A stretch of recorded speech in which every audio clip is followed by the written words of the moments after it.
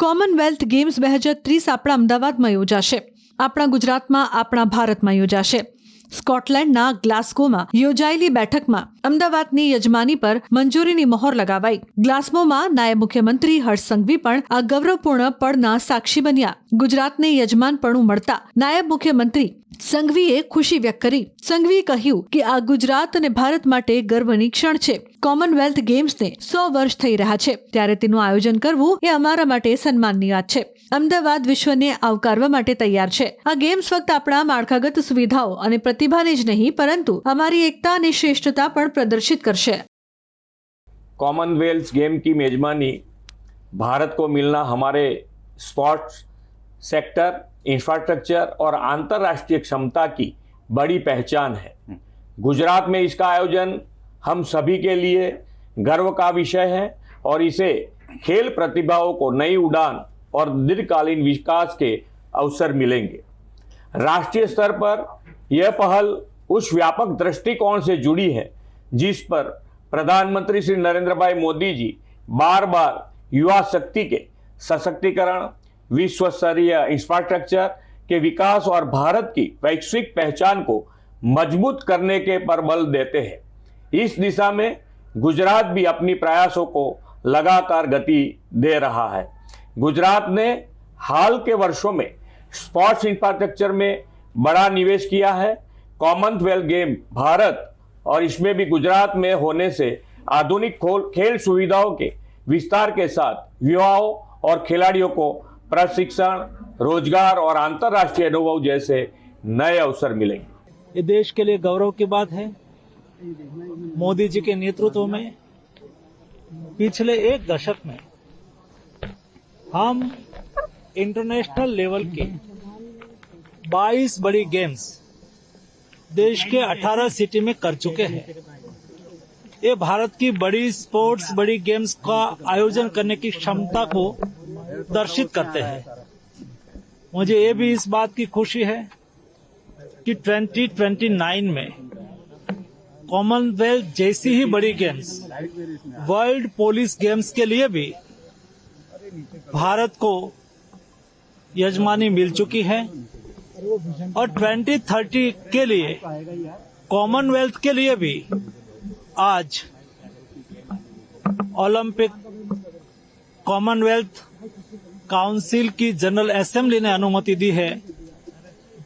मैं इस अवसर पर देश के सभी युवा एथलीट को बधाई देता हूं. ऐसी बड़ी स्कीम, ऐसी बड़ी स्पोर्ट्स हमारे देश के युवा एथलीट को अपॉर्चुनिटी देती है. देश का स्पोर्ट्स परफॉर्मेंस दिखता है. नेशनल और अंतर्राष्ट्रीय क्षेत्र में भारत की उभरती हुई स्पोर्ट्स ताकत का 2030 में हम सब लोग प्रत्यक्ष देख भी पाएंगे. કોમનવેલ્થ ગેમ્સ જે ગુજરાતમાં યોજાવાની છે 2030 છે તે અમદાવાદમાં યોજાવાની છે. આ માત્ર ગુજરાત માટે નહીં પરંતુ દેશના લોકો માટે પણ એક ગૌરવની ક્ષણ છે ને આજે જે લોકો છે તે જે છે અત્યારે કે ખુશી જે જોવા મળી રહી છે. અત્યારે અહીંયા જે અનેક ખેલાડીઓ છે, કોચ છે, આપણે એમની સાથે પણ સીધી વાત કરવાનો પ્રયાસ કરીશું. શું કહેશો સાહેબ, કોમનવેલ્થ ગેમ્સ છે 2030 તે અમદાવાદમાં યોજાવાની છે, આ કેટલી ખુશીની વાત કહેવાય, કેટલી આનંદની વાત કહેવાય? આપણા માટે બહુ ખુશીની વાત કહેવાય. જો ગુજરાત અમદાવાદમાં કોમનવેલ્થ ગેમ 2030 રચાય તો આનાથી ગુજરાતને ઘણો ફાયદો થાય એમ છે. ખાસ કરીને અમદાવાદ સિટીમાં જ્યાં સુવિધા છે કે કોમનવેલ્થ 2030ની ગેમ યોજાઈ શકે તો જો યોજાય તો આપણા માટે બહુ ગૌરવની વાત છે. જાહેરાત થઈ ગઈ છે, કઈ રીતના આપ જોવો છો?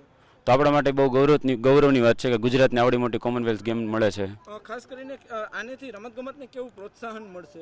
રમતગમતને અને આવનારી જનરેશન કે જે સ્પોર્ટ તરફ વળે છે એને ખાસ કરીને આનાથી ઘણું પ્રોત્સાહન મળે કે સ્પોર્ટ પણ એક જગ્યા છે કે જ્યાં વ્યક્તિઓ સારું કરી શકે એમ છે. હા, ચોક્કસથી સાહેબ, શું કહેશો? આજે 2030 યોજાવાની છે, અમદાવાદમાં યોજાવાની છે, જાહેરાત થઈ ગઈ છે. ખેલાડીઓમાં પહેલાં તો કેવી ખુશી છે? 2030ના અંદર ભારતના ગુજરાતમાં જે રમાવાની છે કોમનવેલ્થ, એમાં અમદાવાદમાં રમાવાની છે. આના હિસાબે આપણા નવા નવા ખેલાડી જે ક્રિકેટ સિવાયની પણ ઘણી ગેમ છે, બધી ગેમમાં બધાને એને ખૂબ જ રમવા મળશે, પ્રોત્સાહન મળશે અને ભવિષ્યમાં એને પણ કંઈક કરી બતાવવાનું થાય કે અમે પણ કરી બતાવી અને આનાથી જરૂર આપણા સ્પોર્ટ્સને રમતગમતને ફાયદો થશે ને થશે. ખેલાડીઓ કેટલાક છે આપણે એમની સાથે વાત કરીશું. ખાસ કરીને જ્યારે કોમનવેલ્થ ગેમ્સ 2030 આટલું મોટું આયોજન છે, એક ખેલાડી તરીકે કેટલી ખુશી છે? પહેલાં તો ખુશી કેટલી છે? અમને તો વધારેમાં વધારે ખુશી છે કે અમદાવાદમાં થાય તો અમને થોડુંક સ્થળાંતરમાં પણ ફાયદો રહે ને અમારું ખેલાડી તરીકે કેવી ગૌરવ અનુભવ? અમારું ઘરનું ગ્રાઉન્ડ હોય, અમારે અમદાવાદનું ગ્રાઉન્ડ હોય તો અમને ફાયદો તો રહે જ ને. તમે પ્રેક્ટિસ કરો છો? પ્રેક્ટિસ ફૂલ કરી છે. ચોક્કસથી જે રીતના આ જે ખેલાડીઓ છે તે અત્યારે અહીંયા જોવા મળી રહ્યા છે.